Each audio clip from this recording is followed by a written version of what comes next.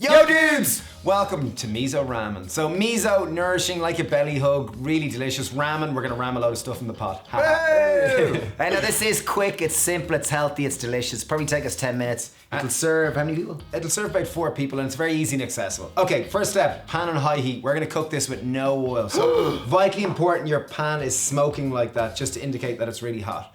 400-gram block of tofu. Firm tofu. Yeah, firm tofu, right. I'm gonna slice it into large strips to make it easier to manage. And so yeah, when you're cooking with no oil, really important you use a non-stick pan and you get it really piping hot. We're gonna leave it sitting face down for a little bit until it's browns and then we're gonna turn it. So I've got a thumb-sized piece of ginger. I'm gonna chop it into small bite-sized pieces. Let's even stud it into our toad food. 2 cloves of garlic. These are large ones, so it might be 3 small ones if you don't have large fellas like this. I've got 1 red chili. I'm gonna chop half it now and just get it into the pan, just to add a little bit of extra spice to this.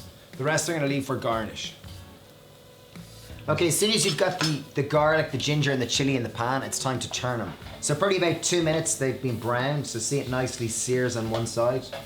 So what we're trying to do is we wanna seal this tofu on each side before we start adding any liquid and for it to get flavor. I've got fresh coriander, also known as cilantro. Many people throw out the stalk. I'm gonna just take the stalk off at this stage. I'm gonna chop it finely. We're gonna add it into the dish now and fry it down. It's just gonna impart more flavor into this dish.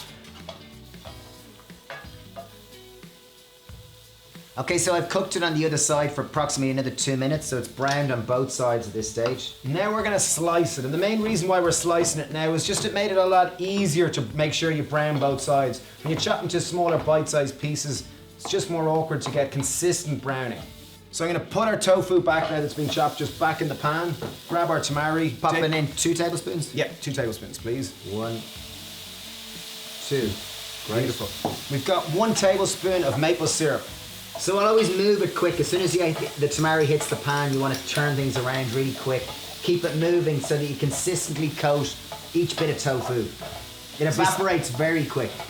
But it looks fab. Oh my God, I want to go diving in that. Looks beautiful. Okay, so as soon as the tamari's evaporated, so there's none left, it's time to add our noodles and our veg stock. I've got 3 nests of noodles, so that's about 150 grams of noodles. If you can choose wholemeal, it's a lot better for you. It's a lot higher in fiber. Personally, if you are making it for kids, crush it. If you're not, leave it long. Okay, we'll leave it long. Okay, we'll crush 1. Yeah, we're kind of like semi-kids. Semi-kids, okay, so we're partly grown up. I've got 1 liter of veg stock, in it goes. Okay, we've got a good handful of dried seaweed. We got arame. You can use whatever type of dried seaweed, whatever. This is going to add a nice kind of note of the sea and I guess boost the mineral content significantly. It'll give a nice distinct black color to it, which is really good and lovely. So we've got umami. This is a dessert spoon, not a tablespoon. Let's just put in 2 tablespoons or a dessert spoon. Oh my God. 2 tablespoons. You're just using a dessert spoon. Yeah, I'm using about 3/4 of it. So it's 2 tablespoons of miso. I've gone for this a brown rice miso. You could use whatever type of miso you want, whether it's white, whether it's based around barley, whether it's based around whatever, but it's just gonna add that wonderful umami note that's just so typical of a ramen.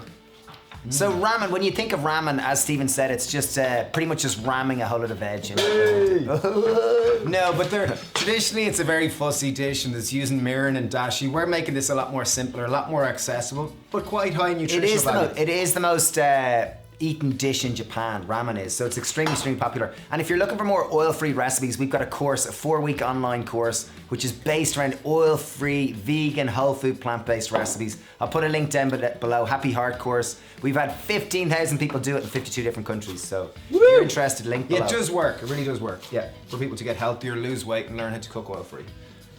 So I've chopped my coriander or cilantro. I've taken my pak choi. I'm gonna just chop the whites of it just a little bit finer. This is gonna add crunch and I'll leave the greens long.